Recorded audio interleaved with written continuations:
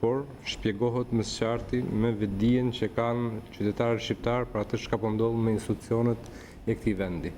Vetdia në përgjithësi ju troket atyre ju thotë që demokracia shqiptare është e tillë vetëm në letër, sepse në brendinë e saj po rrëzohet, po bie, institucionet po kapen nga një individ dhe nga një grup rreth tij, ndaj duhet rezistencë demokratike paqësore për të mbrojtur këto institucione. Ky është komenti im i parë. Ndërsa për sa i përket fjalës së presidentit, pritej që tonet të ishin të larta dhe ai nuk zgënjeu në këtë pikpamje. Mendoj që në tërësinë e vet protesta ishte moderne dhe emancipuese, ishte një protestë paqësore, pa asnjë akt,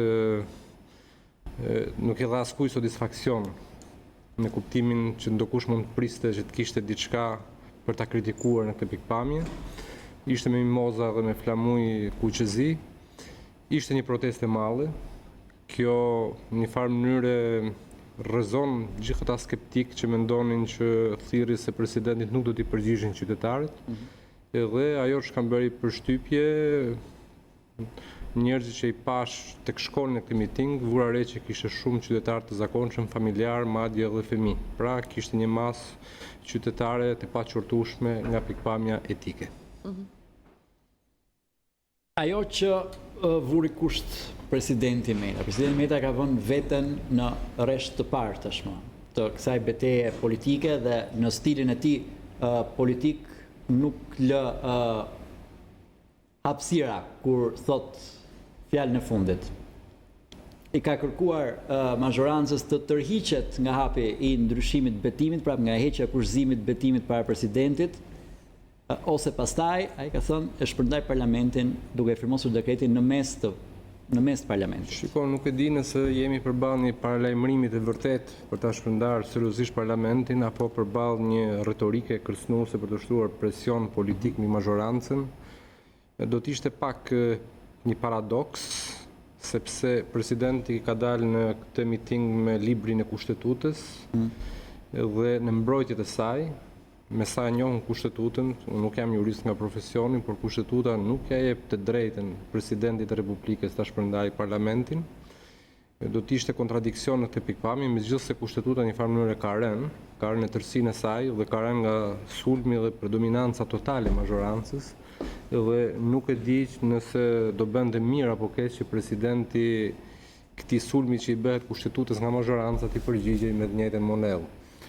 Nga pikpamja teorike, mendoj që jo, sepse kur del në mbrojtjet kushtetutës, duhet të luash me termin e kushtetuta mbrosh atë deri në fund me mjete, le të themi, paqësore. Zoti Gjekmarkaj, pati menjëherë pa përfunduar mirë manifestimi, një qartësim apo një sqarim, një reagim nga ambasadorja e Shteteve të Bashkuara Yuri Kim, dhe kishte pikërisht për praninë e flamurit amerikan në podium që u valvit në disa çaste. Si u duk sqarimi i ambasadores? E lexova sqarimin, mendoj që s'ka arsye të habitet ambasadorja për flamurit amerikan, sepse dihet me sondazhe që ndoshta gati 100% e shqiptarëve një popull pro-amerikan. Nuk mendoj që vetëm mbështetësit e qeverisë, madje ata për nga tradita po të bënin një batutë do të ishin pro-sovjetik, se partia punës ka qenë sovjetike. Por kjo është një shaka se tashmë socialistët janë pro-amerikan dhe mendoj që shqiptarët e tjerë demokrat, LSI, Çam, grek që jetojnë në Shqipëri janë pro-amerikan, kështu që kanë të drejtë ta mbajnë flamurin amerikan. Mendoj që edhe presidenti i Republikës nuk më rezulton të jetë anti-amerikan, pak në dijenin e gjërat që duken në sipërfaqe, sepse ne gjykojmë si qytetarë të zakonshëm pa shkuar përtej sipërfaqes, nuk dim ç'ndodh më poshtë.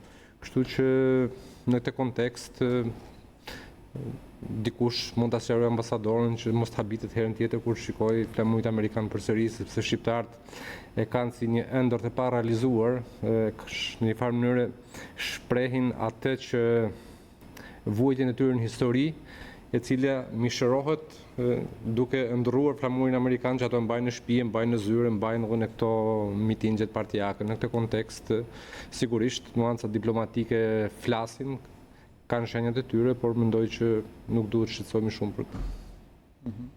Ishte kjo një për të thënë që nuk ka nevojë ta përdorni flamurin amerikan. ku dihet se këtu luhet shumë me mbështetjen e amerikanëve, kë mbështetjen amerikanëve. Sigurisht që e luajnë të gjithë raportin me Amerikën, sepse është raporti me një superfuqi. Unë jam partizan i një konfrontimi paqësor, sa më bindes me faktorin ndërkombëtar, jo me gjuhën dhe retorikën e forcës.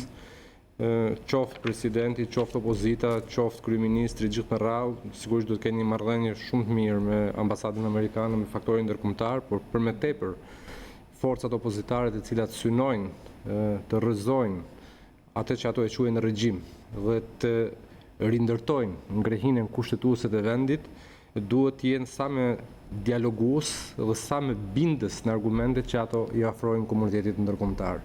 Dhe mendoj që kjo është e vetmja rrugë.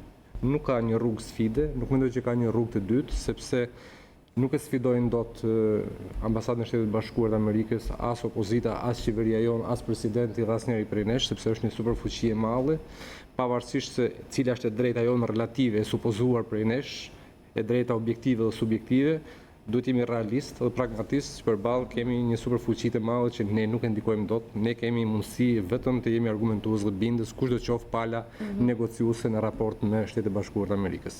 Përgjatë gjithë këtyre ditëve dhe përgjatë konferencave për shtyp që kanë qenë intensive nga ana e Presidentit Meta, nga ana e majorancës ka patur gjithmonë një tendencë snobizmi të gjithë kësaj se çfarë do të ndodhte në 2 mars. Madje janë shprehur që 3 marsi do të vi dhe asgjë nuk do ketë ndodhur. Dhe sigurisht nuk mund të flasim për gjëra që do të ndodhin sepse protesta do të ishte, manifestimi do të ishte paqësor, por nga ana tjetër, një prani kaq masive e njerëzve, e qytetarëve, a do të krijojë një formë reflektimi tek kryeministri Rama? Si e mendoni? Shiko, deri tani kjo gjuha e snobimit, gjuha e arrogancës është gjuha mbizotruese e enturazhit të kryeministrit. Unë mendoj që atë deklarata që ai shkruan vetë, ata thjesht i lexojnë. Besoj ju e pat dje kongresin e Partisë Socialiste dhe unë nuk jam socialist, por qytetari i këtij vendi ndjeva një lloj neverie për gjuhën që përdornin ministrat ndaj kryeministrit, që as ministrat e Enver Hoxhës nuk e përdornin me lepirje, me servilizëm. Domethënë mendoj sikur kishim zbritur në vitin 1974, ky nga ana tjetër që në skenë nxjerr një sigurim 100 vjeçar dhe me urdhër që as Enver Hoxha për etikë publike nuk e bënte, çon gjithë kongresin këmbë që t'i falen një sigurim si të shtetit.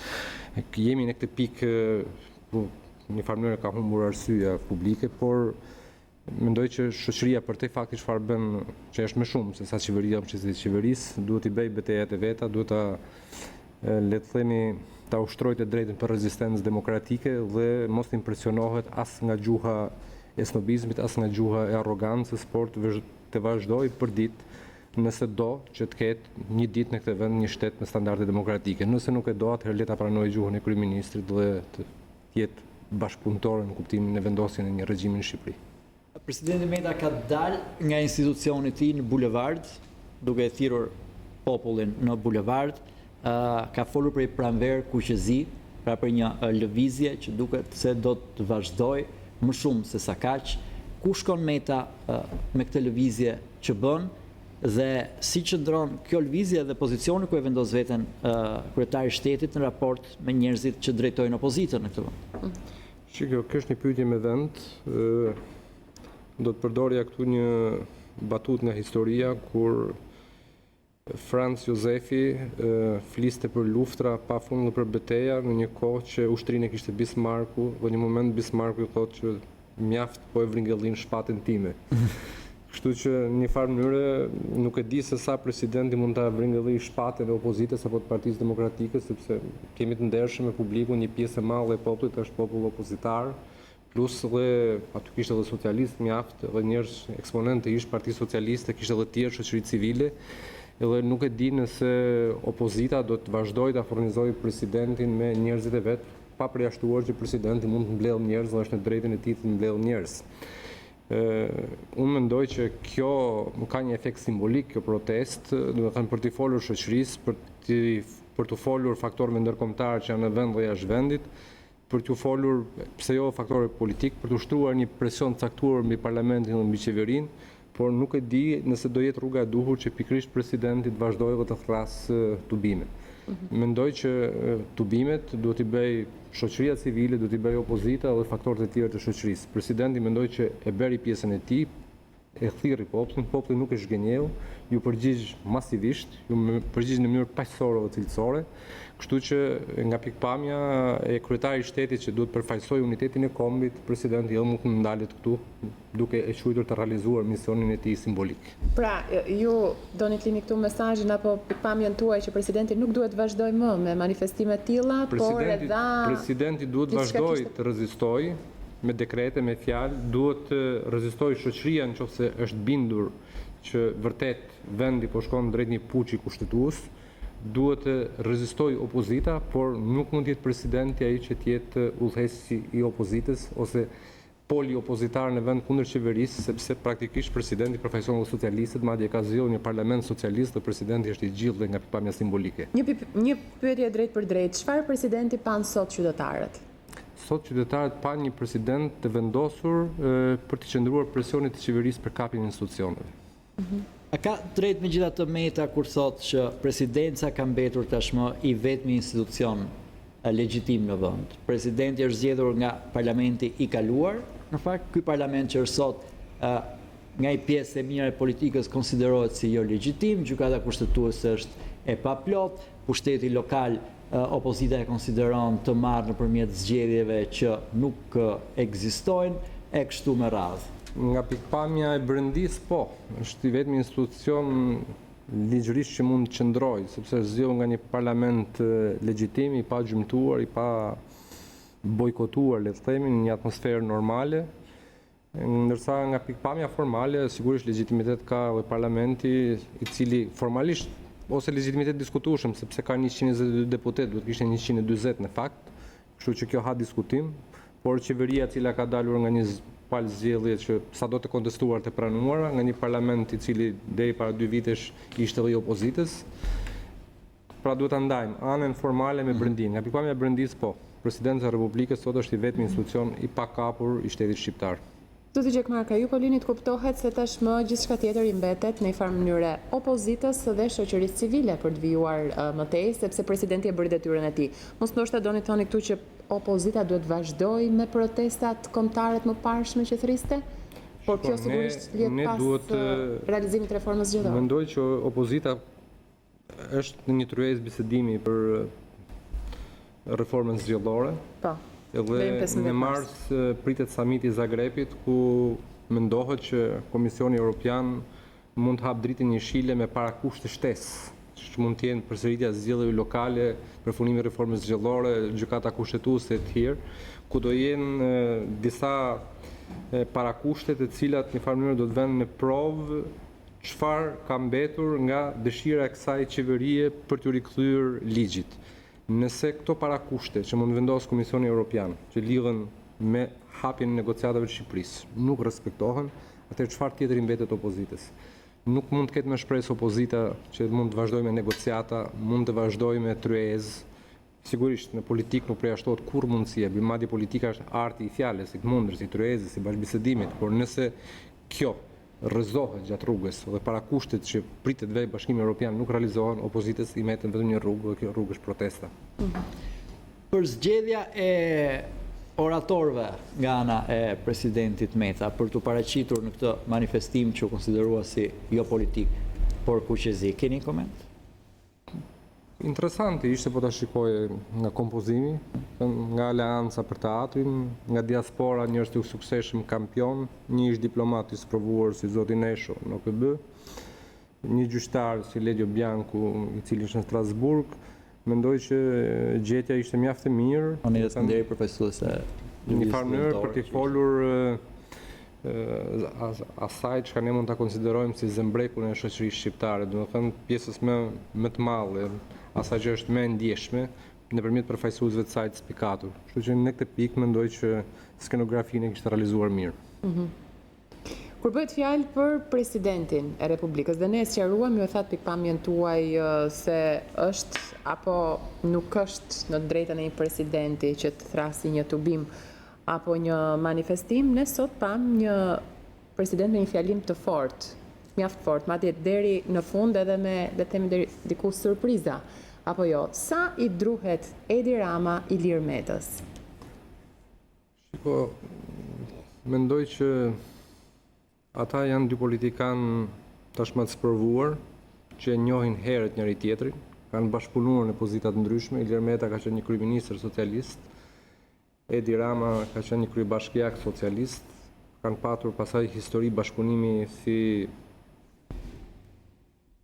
bashkëkryetar të opozitës në 2007 në vazhdim, pasaj ndodhi thyra 2009, pasaj rikthimi i pushtetit nëpërmjet Ilir Metës, kur demokratët e prisnin në çadër Ilir Metën, Ilir Meta u bë president dhe në një farë mënyrë lejoi Edi Ramën të bëhej përsëri kryeministër dhe të merrte mandatin e dytë qeverisës.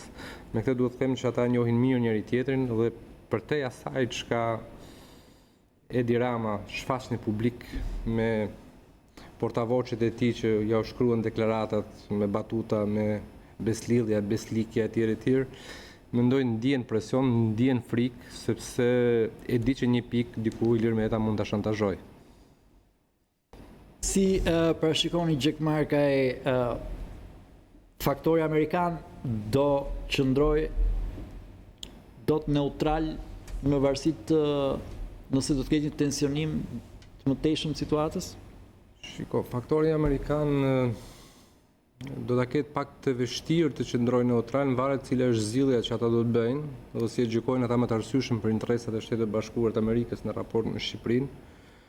Por nëse situata evolon, do të thënë ku nga tryezat, nga shpresa për një marrëveshje, për një reformë zgjedhore të bashkëndarë, për zgjidhje të tjera të ndershme, shkohet drejt një konfrontimi, atëherë SBA dhe kushdo tjetër do të shikojë raportet e sheshit.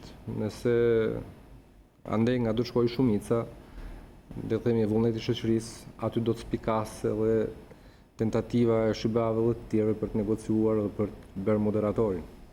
Sepse në një farë mënyrë ata do t'i përgjigjen interesit të shumicës së shqiptarëve në këtë vend, përtej të tjerave.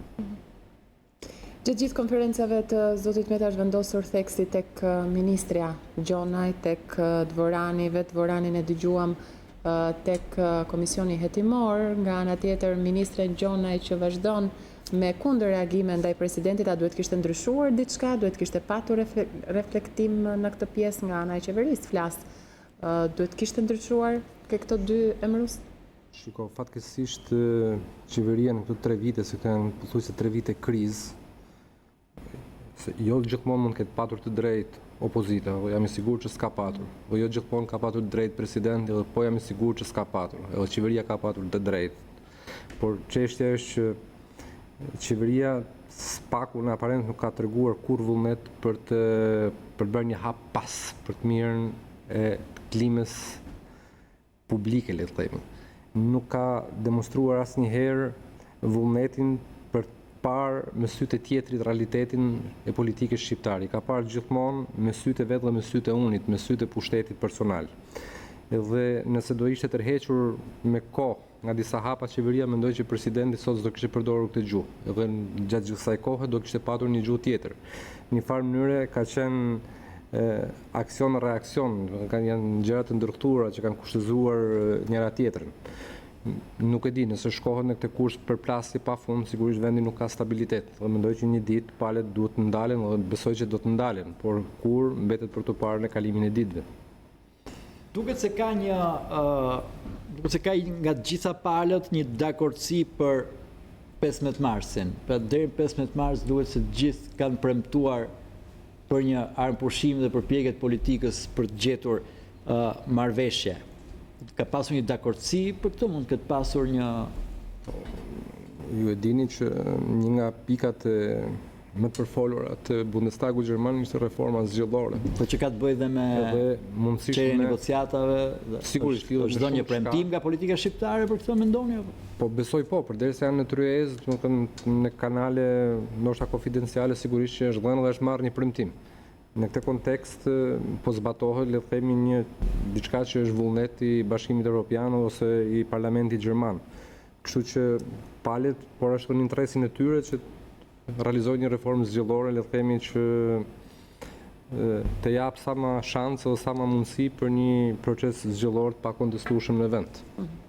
Zoti Gjekmarkaj, shumë faleminderit për këtë bisedë. Ishte kënaqësi. Faleminderit që ishit.